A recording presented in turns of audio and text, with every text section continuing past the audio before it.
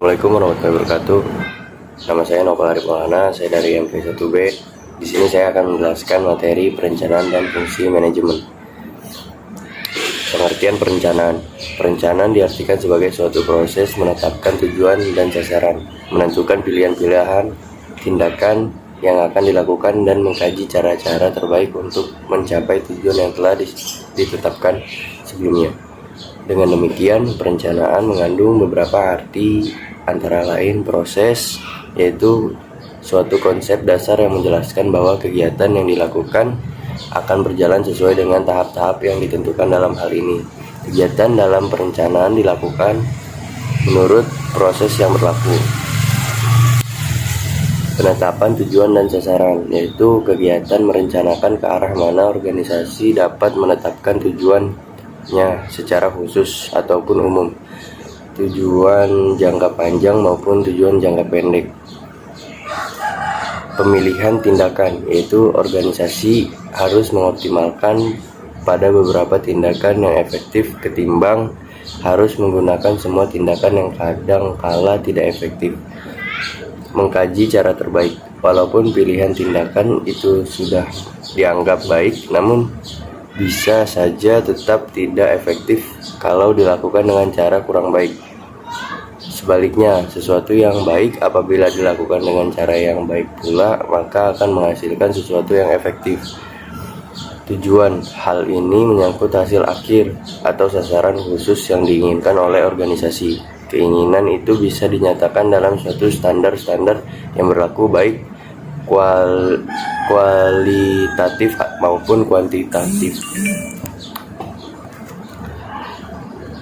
Jadi dapat disimpulkan bahwa perencanaan adalah tindakan integratif yang mencoba untuk memaksimumkan efektivitas secara total dari organisasi sehingga apa yang dibutuhkan tercapai. Dengan demikian, perencanaan paling tidak harus memiliki tiga aspek utama, yaitu menyangkut masa yang akan datang, harus menyangkut tindakan, memiliki serangkaian tindakan di masa yang akan datang yang akan diambil oleh perencana, dan fungsi-fungsi serta kegiatan-kegiatan manajerial lainnya adalah saling berhubungan, saling tergantung, dan berinteraksi. Perorganisasian adalah proses pengaturan kerja bersama sumber daya keuangan, fisik, dan manusia dalam organisasi. Perencanaan menunjukkan cara dan menunjukkan sumber daya tersebut untuk mencapai efektivitas paling tinggi. Fungsi pengarahan selalu berkaitan dengan perencanaan. Perencanaan menentukan kombinasi yang paling baik dari faktor-faktor kekuatan sumber daya, dan hubungan-hubungan yang diperlukan untuk mengarahkan dan memotivasi karyawan. Pengawasan. Perencanaan dan pengawasan saling berhubungan sangat erat, sehingga sering disebut sebagai kembar siam dalam manajemen. Pengawasan adalah penting sebagai produk perencanaan efektif. Oleh karena itu, pengawasan bertindak sebagai kriteria penilaian pelaksanaan kerja terhadap rencana. Tujuan tiap rencana adalah untuk membantu sumber daya dalam kontribusinya secara positif terhadap pencapaian tujuan dan sasaran organisasi. Tipe-tipe perencanaan. Perencanaan berdasarkan jangkauan dibagi menjadi dua, yaitu rencana strategis adalah rencana yang diterapkan pada organisasi secara keseluruhan dan menetapkan tujuan keseluruhan organisasi. Rencana strategis dapat dipandang sebagai rencana secara umum yang menggambarkan pengalokasian sumber daya, prioritas, dan langkah-langkah yang diperlukan untuk mencapai tujuan strategis. Rencana operasional adalah rencana yang meliputi area operasional tertentu dari sebuah organisasi. Perencanaan berdasarkan kerangka waktu terbagi menjadi dua, yaitu rencana jangka panjang adalah rencana yang mempunyai jangka waktu lebih dari 3 tahun. Rencana jangka pendek adalah rencana yang berjangka waktu kurang dari 1 tahun.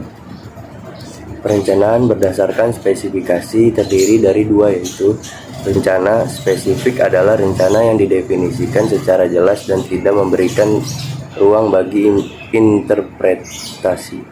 Rencana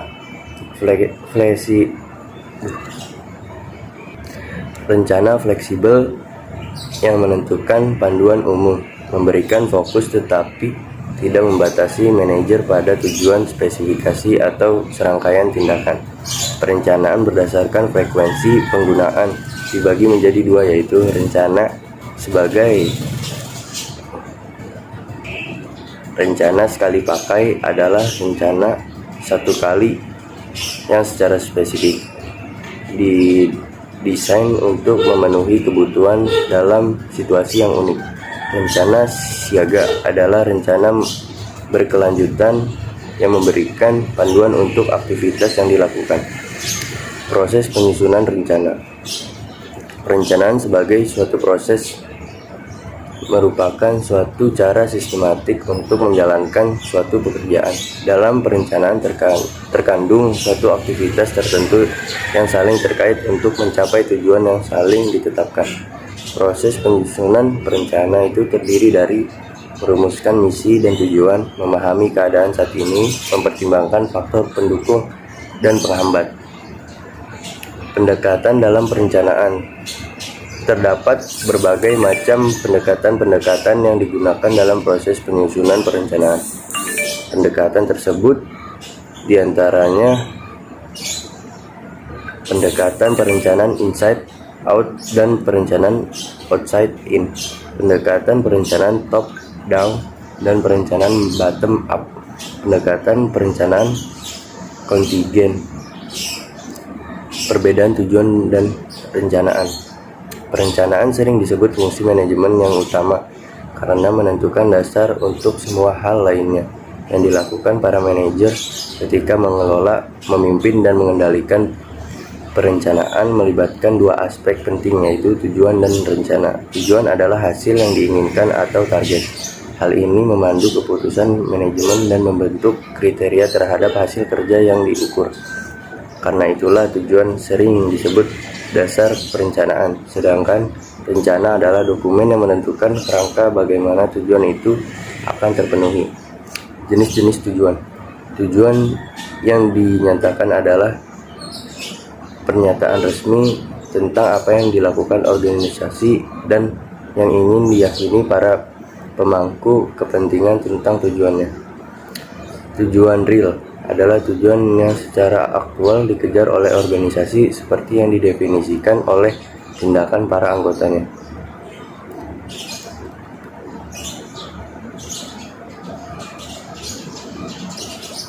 Mungkin sekian saja materi yang bisa saya sampaikan, kurang lebihnya mohon maaf. Wabillahi taufiq wal hidayah. Wassalamualaikum warahmatullahi wabarakatuh.